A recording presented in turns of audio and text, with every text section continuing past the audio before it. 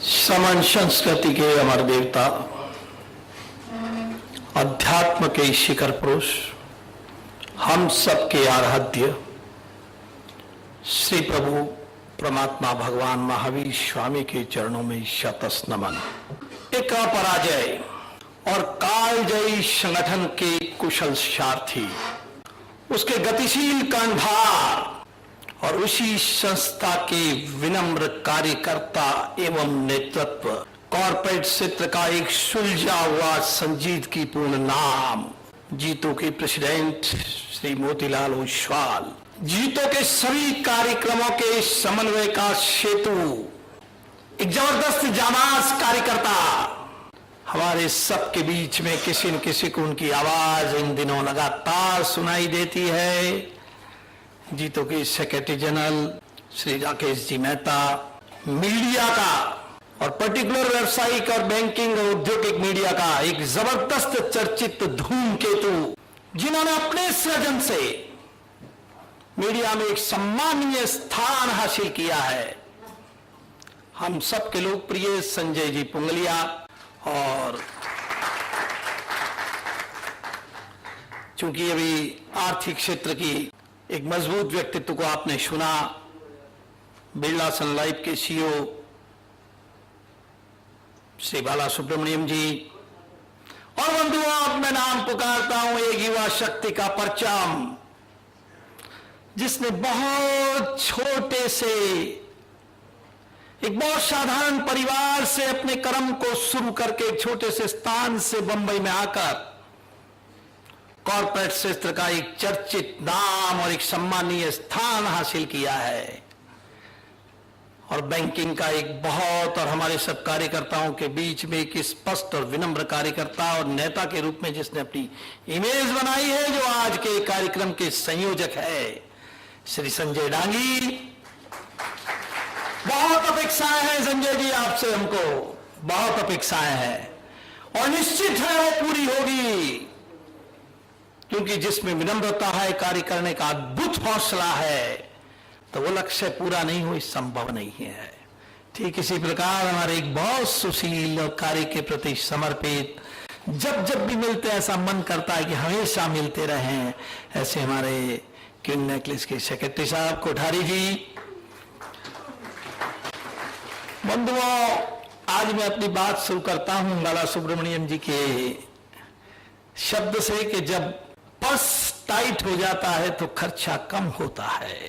ठीक मेरी स्थिति है कि पिछले इस चुनावी चर्चा के दौरान में मेरे इस गले के तंतुओं ने इतना ज्यादा काम कर लिया है कि वो एक्चुअली बोलने के लिए वो उत्साह नहीं है, लेकिन आदेश हुआ है मंच का, तो निश्चित रूप से चर्चा तो मैं अवश्य आप सबके लिए समक्ष करूंगा, लेकिन आज है बहुत कंजूसी।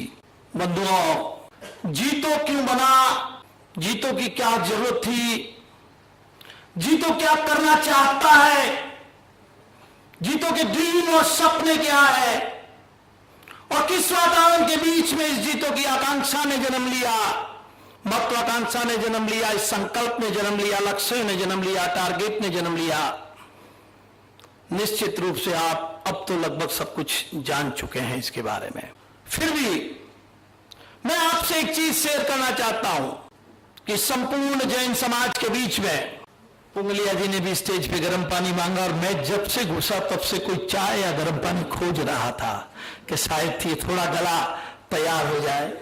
बंधुओं, हम लोग ये कल्पना नहीं कर सकते थे कोई एक समाज जो संपूर्ण कश्मीर से कन्याकुमारी के बीच में बिखरा हुआ है, और हमारा बहुत सा बड़ा समाज का तबका जो है आज भी पॉवर्टी के नीचे है।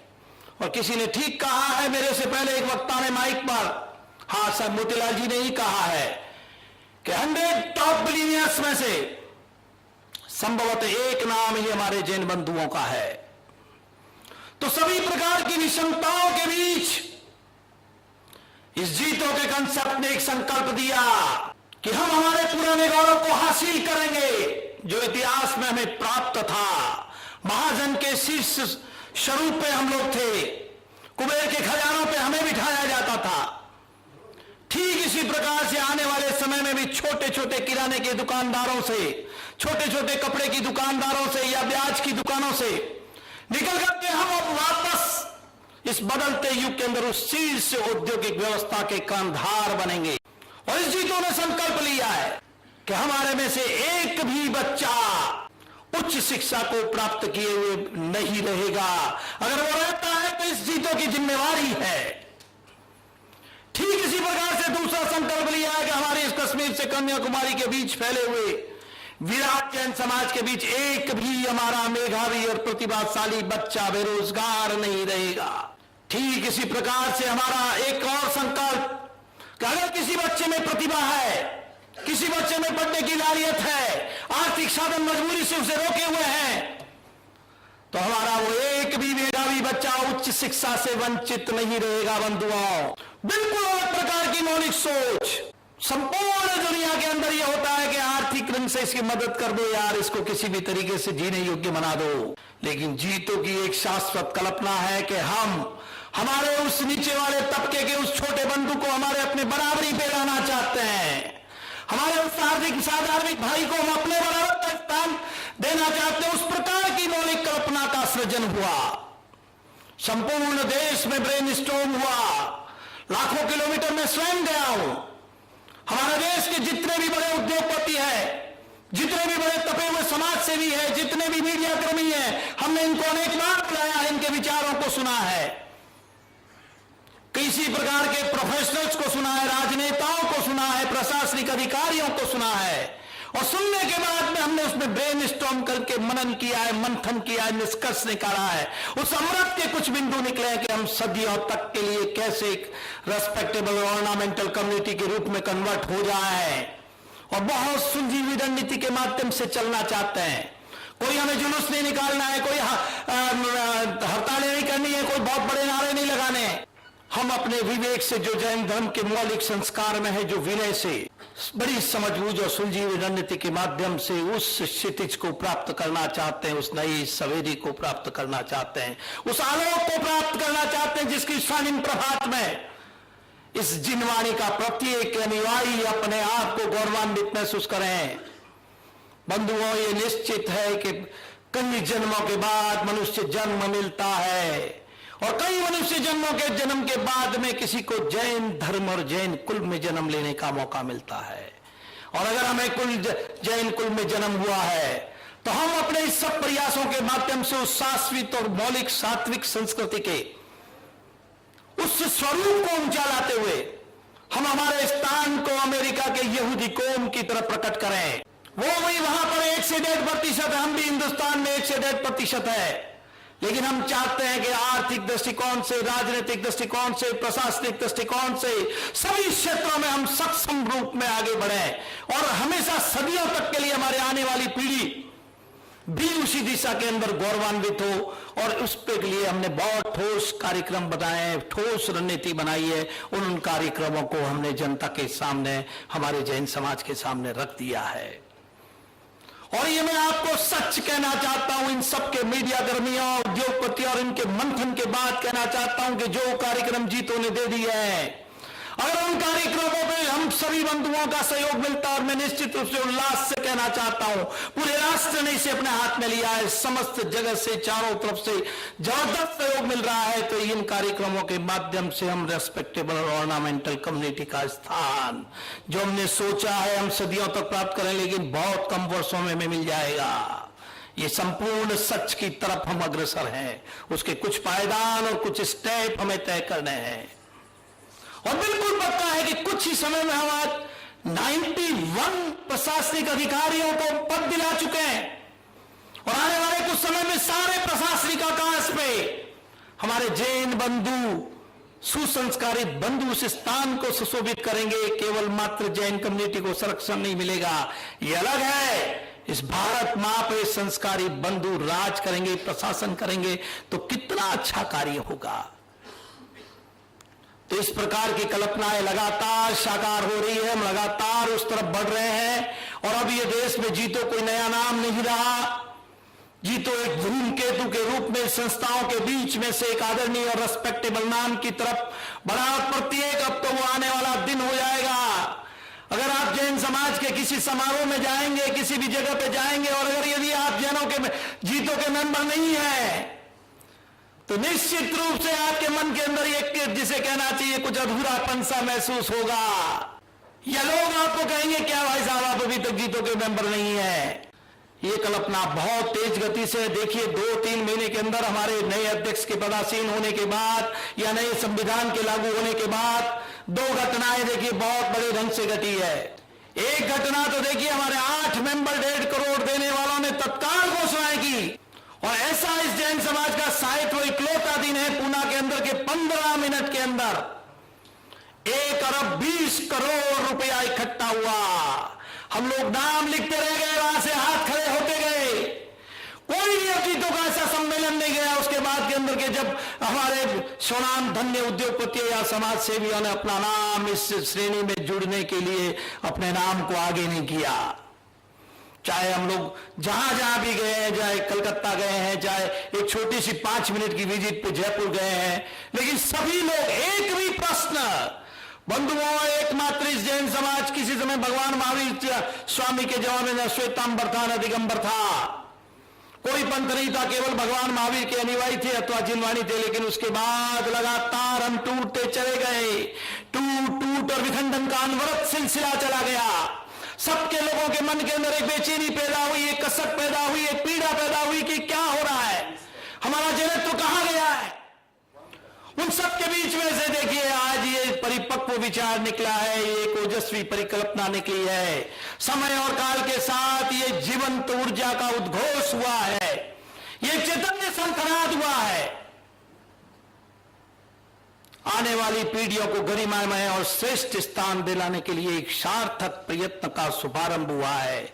इसमें असीम संभावनाओं और ये क्रांति बीज का अंकुरण है वे बंधुओं, जो हमें गरिमामय और श्रेष्ठ स्थान दिलाएगी। मैं आप सबसे आह्वान करना चाहूंगा, जो बंधु बन गए हैं वो ठीक है, वो हमारे साथी बन चुके हैं, जीतों के मंच को सुशोभित कर रहे हैं। अगर कोई बंधु रह गए हैं तो वो समीक्षा नहीं करें, कार्य आगे बढ़ चुका है, आपके सहयोग की जरूरत है, इसके फैलाव की जरूरत है, और एक सशक्त स्वरूप को सामने लाने के अंदर आपका योगदान की जरूरत है। तो अब समीक्षा का टाइम गया है, हमारे सारे कार्यक्रम उपलब्धियों की तरफ आगे बढ़ चुके हैं, और ये एक ऐसी सूचना है कि जिसमें न कोई पंथ होगा न कोई संप्रदाय होगा, एक संपूर्ण निरपेक्ष संविधान है। और एक ताली मैं आपसे चाहूंगा जब बोलूंगा किस कार्य के लिए, सभी बंधु दोनों हाथ से, कोई कंजूसी नहीं करेगा, जोरदार ताली बजाएंगे। बंधुओं, ये नया संविधान लागू होने के बाद,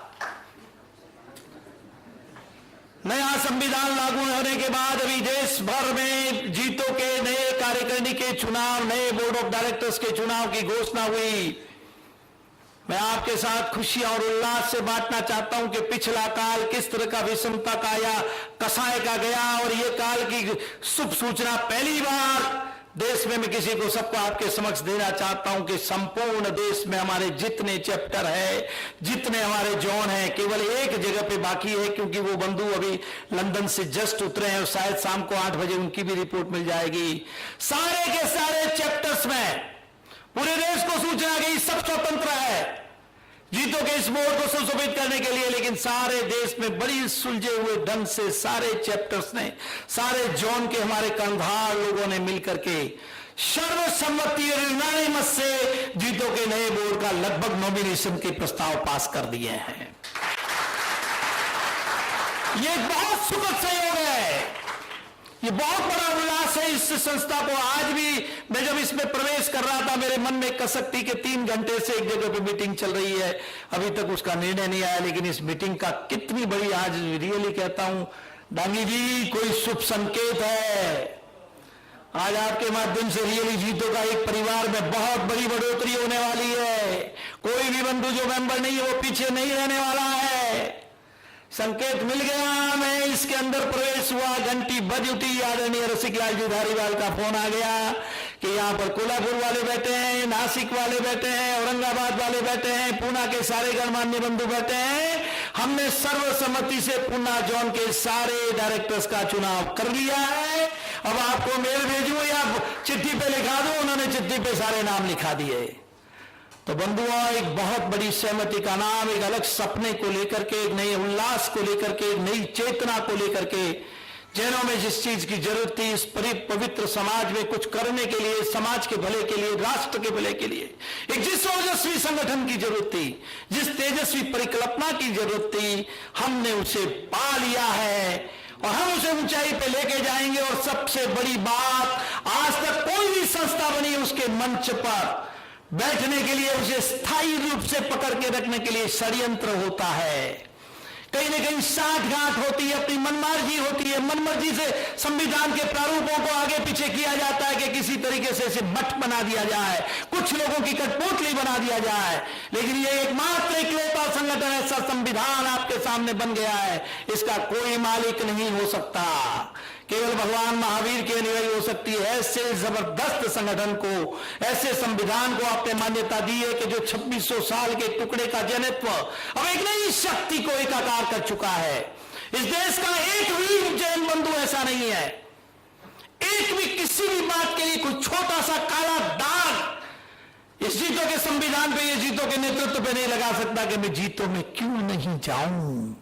अरे नहीं, यहां पर तो इमरा साहब का शासन होगा, यहां पर तो ये सब मूर्ति पूजक लोग हैं, यहां पर ये स्थानकवासी लोग हैं।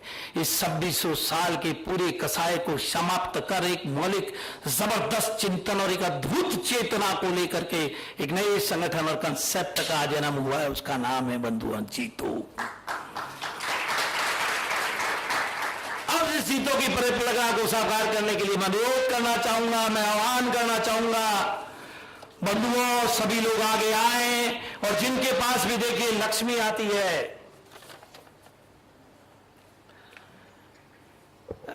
मेरी समझ से कुछ नाम पहले घोषित हो जाए। संजय जी हमारे अपने परिवार के मेंबर हैं, पुगलिया जी, हम उन्हें आदर पूर्वक सुनेंगे, लेकिन हमारा ये एक छोटा सा कार्य, पहले संजय जी को जाना है।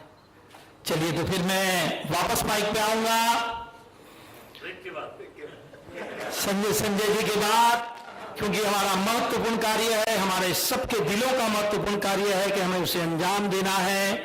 हमारे कुछ बंधु इस जीतो परिवार के मेंबर बनना चाहते हैं, हम घोषणा के साथ, तुमुल घोष के साथ उनका अभिनंदन करेंगे और कुछ बातें होगी। बंधुओं में ये माइक सम्माननीय संजय जी पुंगलिया को सौंपता हूं, वो आए और अपना उद्बोधन दें।